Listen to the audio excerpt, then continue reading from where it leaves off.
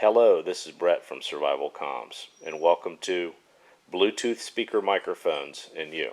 When we talk about a traditional speaker microphone, this is what we think of here. We think of a tethered microphone and speaker attached to a portable radio through either the audio interface or, in this example here, the universal connector. In most situations, this works well. It's pretty rock solid. It's pretty much been the standard for quite some time. With your cellular telephone, it's quite common to have a Bluetooth earphone or a Bluetooth earpiece or an audio interface. And again, it's using Bluetooth, which Bluetooth is nothing more than a short distance wireless protocol that works at a very high frequency, and it's an industry standard now. Is we have a series of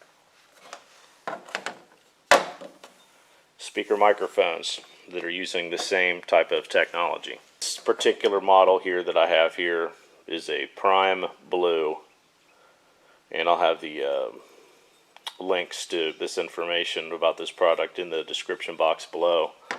But they make them for various types of portable radios and for mobile radios, and essentially what you have here is you have your speaker microphone here, which has an internal battery. The life of the internal battery is listed to be basically one operational period, so 8 to 12 hours of average use.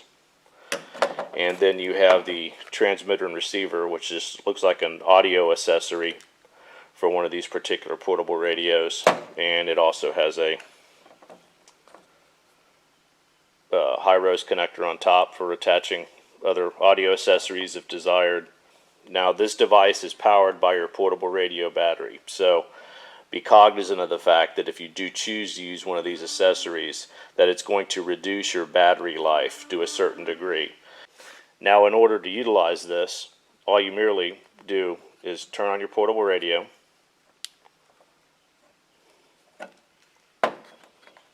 and once it boots up, you can take your speaker microphone, and there is a button at the base of it here right next to the earphone jack. That's also the charger jack. Boot it up.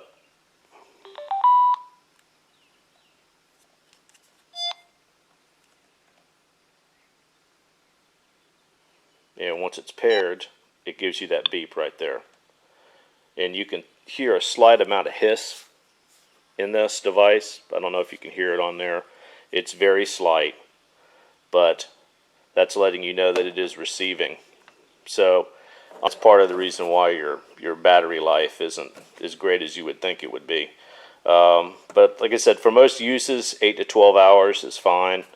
Now, what you would do with this is you would charge it, and it uses a 5 volt charger. So it's just a USB charger. And you can see for this device, this is the charging cable right here. Now, if you were going to take your radio out of service, what you have to remember to do is just go ahead and power your radio down.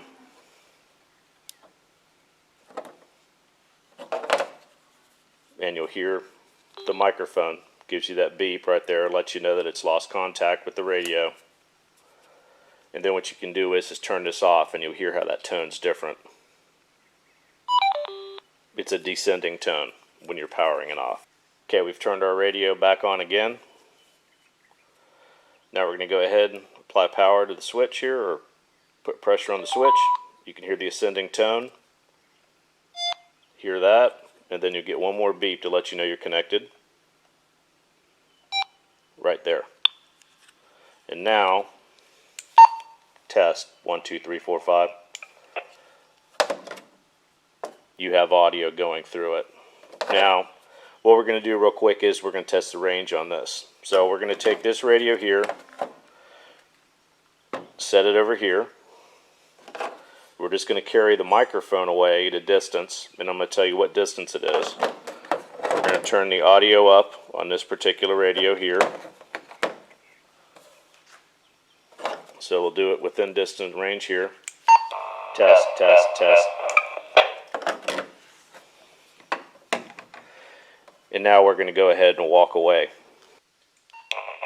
Right now we're 50 feet away from our portable radio.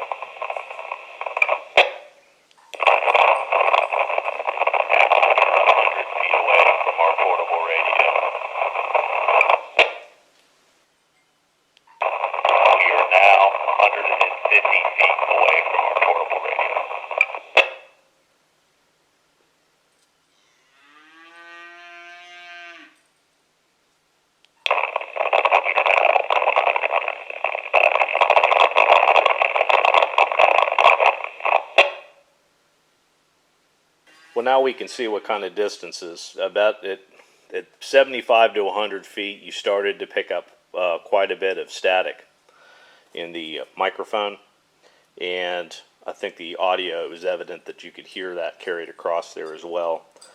But it does allow you to be quite a distance away from your portable radio, so that in itself is very handy. Now, it's important to note that the pre-alert signaling in the portable is actually what makes the beeping feedback in this when a transmission takes place, and it's not some kind of a go-ahead tone.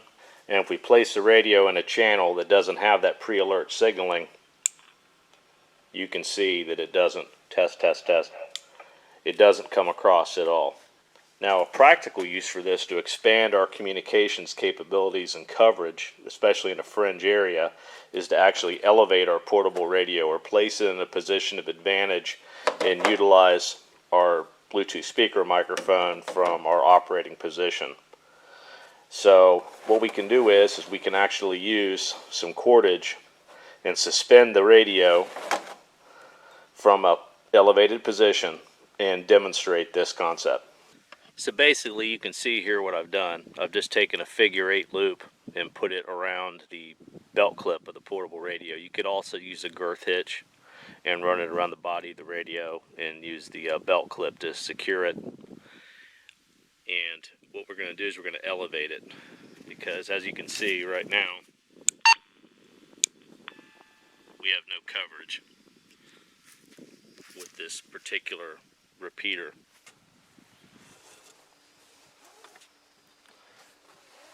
You can see now that we've hoisted our portable radio with cordage up into a tree. Now, this particular repeater is about 70 miles line of sight from where I'm at right now. So let's go ahead and see if we can even bring it up now.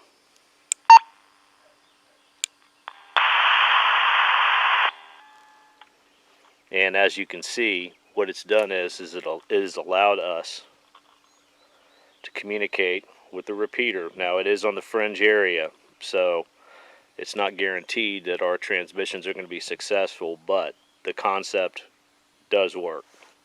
Now, an issue we're going to test for is what's known as double vocoding. Talked about the issues of double vocoding. Back in the day, there were some problems when you would link disparate digital systems together.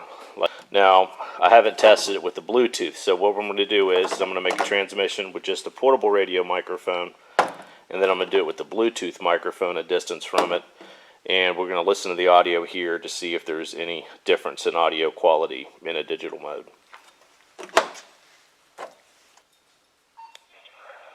Okay, this is through the microphone and the portable radio. Test 1, 2, 3, 4, 5. And this is the audio through the Bluetooth speaker microphone. Testing 1, 2, 3, 4, 5.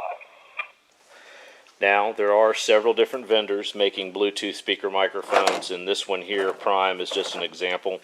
ICOM makes them for some of their radios, their later generation stuff, and it's as an option, of course. And Motorola also has it for the Apex series, because they actually have a Bluetooth board built into them. But all of the legacy equipment will require an audio accessory similar to this right here.